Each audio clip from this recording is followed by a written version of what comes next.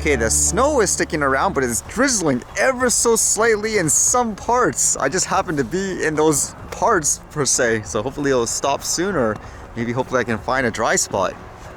Now with that in mind, what's going on today? It was kind of interesting reading this one where it almost sounded like they're going to drop things high in the sky, I guess in quote space, with a drone of sort.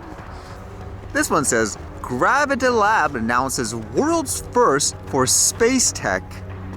First ever commercial microgravity service using UAV technology successfully launches in Cornwall.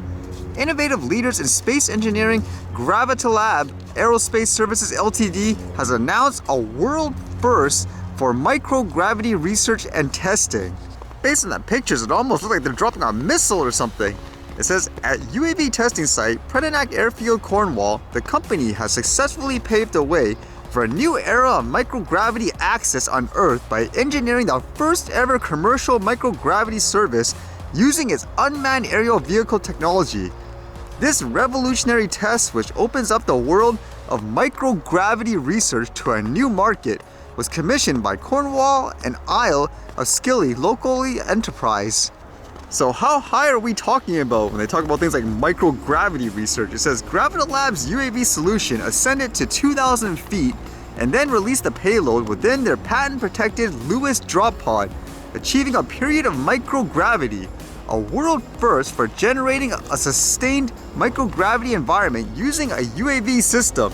So that's pretty high up there. Would you be concerned about, I guess, drones dropping items that high in the sky? It says today's development is a step towards transforming testing across industries from cosmetics to satellites, enabling timely and cost-effective access to gravity-free environments. So from that, it sounds like it wouldn't necessarily be just to drop things down, I guess, if you want to get back down, but rather it'll be interesting to study when you bring things up there to see what it's like, similar to, I suppose, when people are in space, they want to see how zero gravity affects it. It says environments that are free from the impact of gravity offer far superior research and testing conditions, which have proven scientific and commercial benefits. Making microgravity so much more accessible allows Gravitilabs to offer unique R&D conditions for industries as diverse as pharmaceuticals, semiconductors, building materials, communications, space tech, and climate science. Kind of interesting when you think about it in that case. Again, I guess it's exciting innovation, but would you be afraid of things, for example, again, the thing falling out of the sky? I don't think people are too worried about that all of a sudden when it comes to things like this. Although if you're in a quote zero gravity environment, let's just say there's some kind of sweet spot per se high up there, does that technically mean you can't fall down if there's no gravity afterwards? Is that accurate? So that's kind of interesting in that sense, if that's the case. And the other thing I was reading today, there was a lot of news about that new Samsung phone, the Galaxy S23. I was just kind of curious to see what's the big deal. Usually with these, it's camera upgrades, and it seems like they're really advertising this thing as a potential replacement for bigger cameras. For example, a lot of nighttime modes. It's kind of interesting too, because with that in mind, this thing is really expensive, and it kind of got me to think in terms of value. Some of it actually doesn't make sense when I'm looking at it. In terms of the price here in Canada, apparently it says the 512 gigabytes for the S23 Ultra is what? $1,649.99. For that price, this camera better be really good. But then it says you can get like what, the 1 terabyte version for $2,209. Holy smokes! Is 1 terabyte really worth that much more compared to the 512 gigabytes? It's only like what, double the memory, but the cost is like an extra $600 or so. Now they do say you get like what, free Samsung Care Plus, but that's only like what, $229 according to this? That doesn't add up, does it? Then again, I believe with this offer, they're saying that's how much the 256 gigabyte phone would cost at first. But more details for the specs in general, like for the camera, it says it has what, 12 megapixel ultra wide camera, a 200 megapixel wide camera, a 10 megapixel telephoto camera with 3 times optical zoom, and another one here says 10 times optical zoom.